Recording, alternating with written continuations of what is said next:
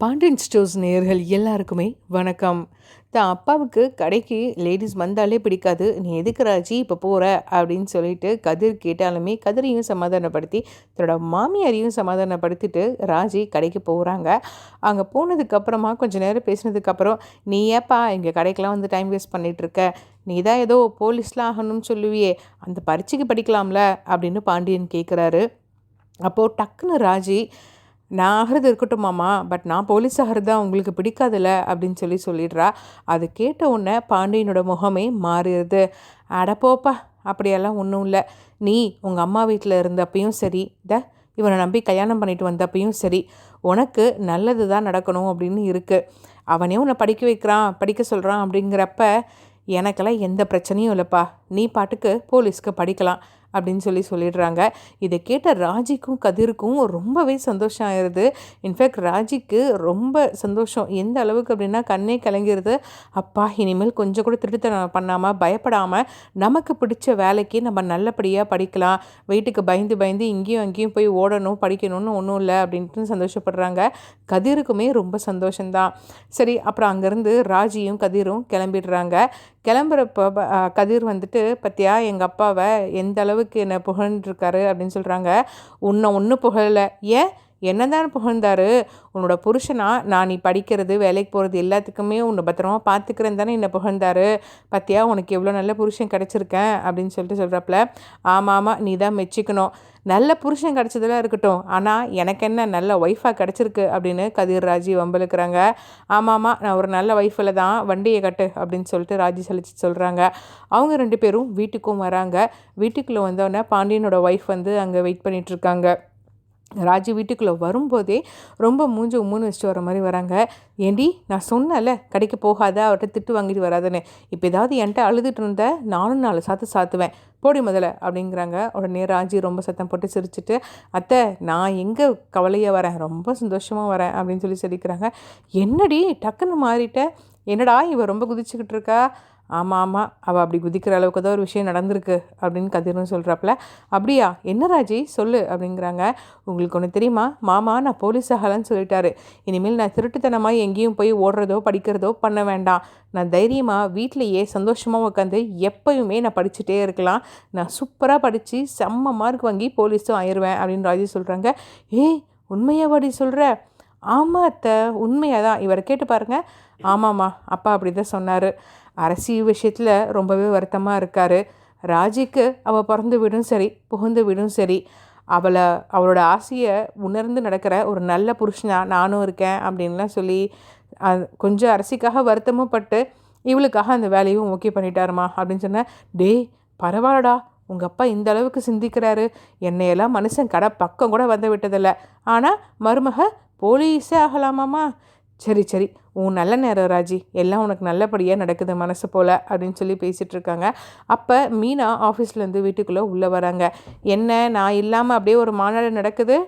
ஆமாம்மா, உங்களுக்கு தெரியக்கூடாதுன்னு நினச்சோம், நீங்களும் வந்துட்டிங்களா அப்படின்னு சொல்லி வம்பலுக்க. ஏய், எனக்கு தெரியாமல் ரகசியமா அப்படின்னு மீனா சொல்கிறாங்க. அதுக்கப்புறம் மீனாட்டியும் நடந்த விஷயம் எல்லாம் சொன்னோன்னே, ஏ ராஜி சூப்பர், சான்ஸே இல்லை, பத்தியா மாமாவே உனக்கு ஓகே சொல்லிட்டாரு, இனி கலக்கல் தான் அப்படிங்கிறாங்க. அப்போ செந்திலுமே கடையிலேருந்து வீட்டுக்கு வராரு. இதெல்லாம் பார்க்குற செந்திலுக்கு மனசு கொஞ்சம் கஷ்டமாக போயிடுது. ஆமாம், ஏன்னா அரசி வீட்டுக்கு ஒருத்தர் கூட அரசியோட காதல் பிடிக்கல அப்படின்னாலும் அவளும் எல்லாத்தையும் மறந்துட்டு வாழ்கிற மாதிரி வாழ்ந்தா. கடைசியில் தனக்கு பிடிச்சவனை கல்யாணம் பண்ணிக்கிட்டு போயிட்டா. கதிர் அவனும் தனக்கு தான் லைஃப்பில் என்ன வேணுமோ அதை மட்டும்தான் செய்வான். கதிருக்கு ஒய்ஃபாக வந்தவங்களும் அப்படி தான் பண்ணுறாங்க. இது எல்லாத்துக்கும் சரின்னு சொல்கிற அப்பா, ஆனால் என்னை மட்டும் எந்த ஒரு ஆப்ஷன்லேயுமே உருப்படியாக வச்சுக்கிறது இல்லை. நானும் வேலைக்கு போகணும், காசு கட்டணும்னு சொன்னால் அதெல்லாம் எதுக்கு பண்ணணும், நீ ஒழுங்காக கடையிலேயே வேலை பாரு அப்படின்னு சொல்கிறாரு. என் வாழ்க்கையில் மட்டும் எப்பயுமே நல்லதே நடக்கிறதில்ல அப்படின்னு மனசு வெம்பி ஒரு மாதிரி வருத்தமாக இருக்கார். டக்குன்னு ரூம்குள்ளே அமைதியாக போயிடுறாரு. இதை கவனித்து அவங்க அம்மா, ஏண்டா செந்தில் அவன் பாட்டுக்கு போயிட்டான் அப்படின்னு சொன்ன உடனே கதிருக்கு இது நல்லாவே புரியுது.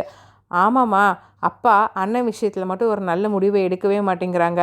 அப்போ அண்ணனுக்கு கஷ்டமாக தானே இருக்கும். இதெல்லாம் நீ எதுவும் பேசுகிறதில்ல. டேய், நான் என்னத்தடா பேசுகிறது, எல்லாமே அந்த மனுஷன் எடுக்கிற முடிவு தானே அப்படிங்கிறாங்க. அப்போ மீனா இதெல்லாம் காதில் கேட்டுட்டு, சரி நான் போய் அவரை பார்க்குறேன் அப்படின்ட்டு ரூம்குள்ளே போகிறாங்க. ஏங்க, என்னாச்சு? ஒன்றும் இல்லை மீனா, அட சொல்லுங்க என்னன்னு. இல்லை, இப்போ பாரேன், கதிர் எப்பயுமே அப்பா சொல்கிறத செய்யவே மாட்டான். அவனுக்கு எது விருப்பமோ அதை தான் செய்வான். இப்போ ராஜி போலீஸ் வேலைக்கு போகணுன்னு சொன்னாங்க. கதிர் தான் ட்ரைனிங் கொடுத்தான். அப்பாவுக்கு எரிஞ்சு ரொம்ப சத்தம் போட்டார். ஆனால் இன்றைக்கி அவரே மனசு மாறி நீ போலீஸ் ஆகுன்னு சொல்கிறாரு. அரசி விஷயமும் அதுதான்.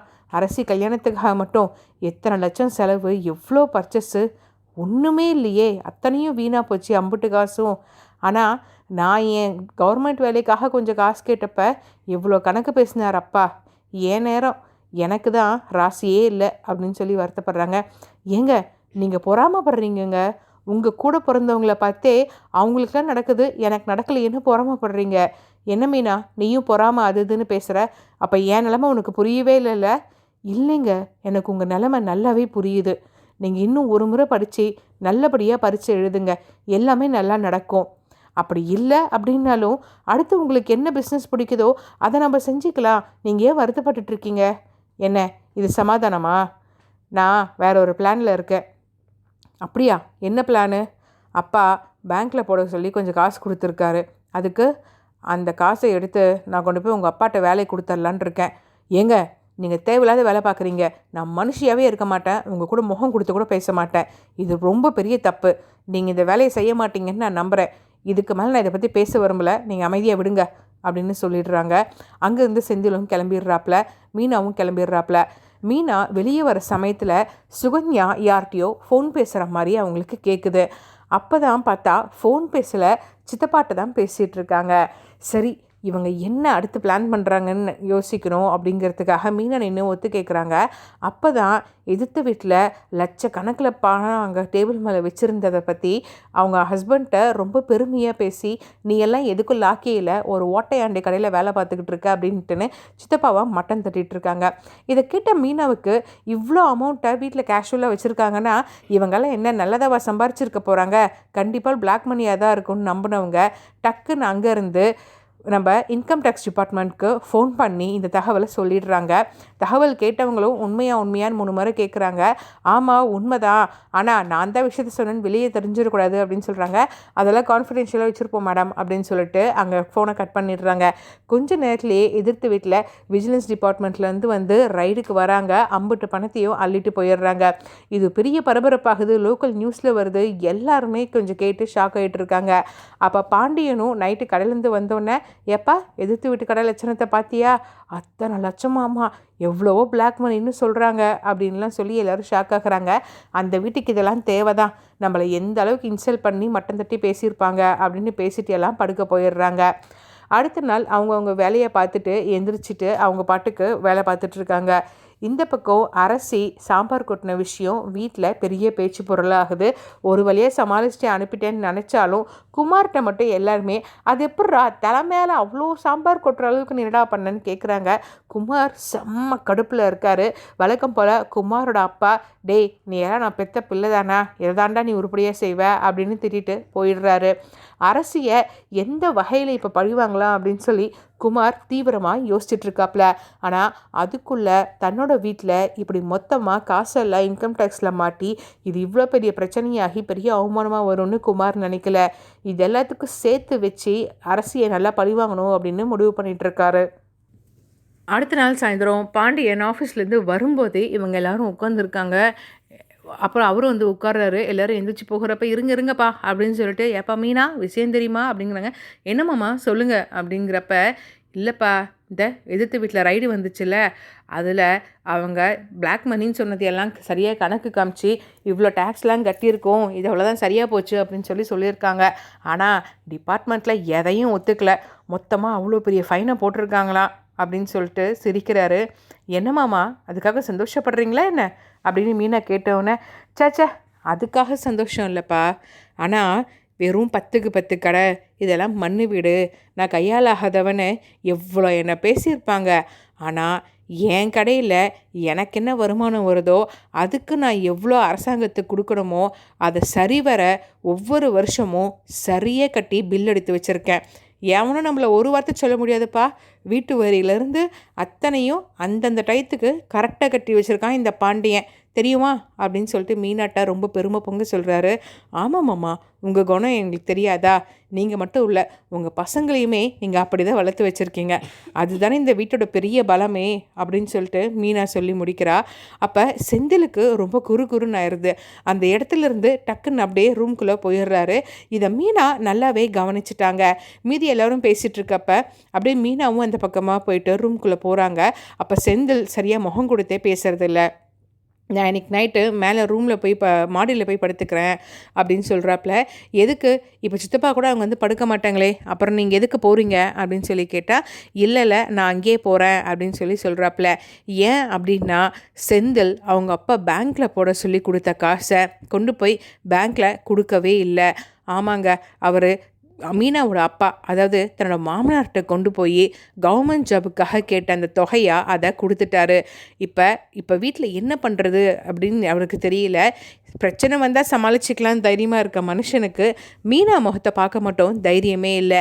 ஏன்னா மீனா இது பெரிய தப்புன்னு நினைக்கிறவ தங்கிட்ட பேச மாட்டா, இந்த விஷயத்தை நடக்கவும் விட மாட்டா அப்படின்னு அவருக்கு தெரியும். ஆனால் இன்னும் எத்தனை வருஷம் இந்த மளிகை கடையிலேயே கணக்கு பார்த்துட்டு இருக்கிறது? நமக்குன்னு ஒரு வேலை வேண்டாமா? காதலிச்சு கல்யாணம் பண்ணி கூப்பிட்டு வந்தவன் மீனா. ஆனால் அவளுக்கு இது வரைக்கும் ஒரு புடவை கூட வாங்கி கொடுக்க முடியல. ஏன்? நம்ம கையில் காசு போகிறோம்ல. இந்த கடைக்காக அவ்வளோ உழைச்சி வேலை பார்க்குறேன். ஆனால் இந்த கடையிலேருந்து என்னால் 10 ரூபா கூட எடுக்க முடியாது. என் செலவுக்குன்னு இவர் ஒரு காசையும் கொடுக்க மாட்டார். இதெல்லாம் ஒரு வாழ்க்கையா அப்படின்னு நொந்து போய் தான் செந்தில் இந்த முடிவுக்கு வராரு. ஆனால் நம்ம பாண்டியன் தரப்புலேருந்து பார்க்குறப்ப பாண்டியன் தன் மகன் செந்தில் இத்தனை வருஷமாக தன் கடையில் வேலை பார்த்ததுக்கு அவர் நினச்சி, அதாவது முடிவு பண்ண ஒரு அமௌண்ட்டான சம்பளத்தை செந்தில் பேரில் எல்லா மாதமும் போட்டுட்டு தான் வராரு. செந்தில் பேரில் நல்லாவே ஒரு அமௌண்ட் இருக்குது. ஆனால் இருந்தாலும் கவர்மெண்ட் ஜாபை பரீட்சை எழுதி நேர்மையான முறையில் தான் வாங்கணுமே தவிர்த்து இந்த மாதிரி காசு கொடுத்து வாங்கக்கூடாது அப்படின்னு நினச்சதால தான் செந்தில் கேட்டப்ப பாண்டியன் அதை மறுத்துட்டாரு. ஆனால் இதெல்லாம் புரிஞ்சிக்காத செந்தில், அதாவது செந்திலோட இடத்துலேருந்து பார்த்தாலும் அவர் இவ்வளோ பாவப்பட்டவர்னு நமக்கு புரியும். ஆனால் இப்படி காசு கட்டி வேலை வாங்கிறது தப்பு தானே, அதை எங்கேயும் நியாயப்படுத்திக்கிட்டு இருக்க முடியாது.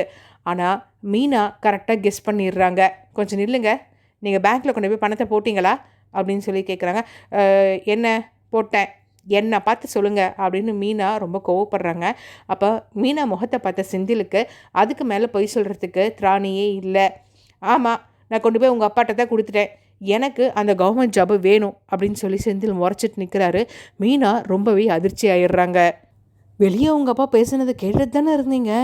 இத்தனை வருஷமாக இவ்வளோ கஷ்டத்துலேயும் அவர் என்ன அரசாங்கத்துக்கு கட்டணமோ அதை கட்டிகிட்ருக்காரு.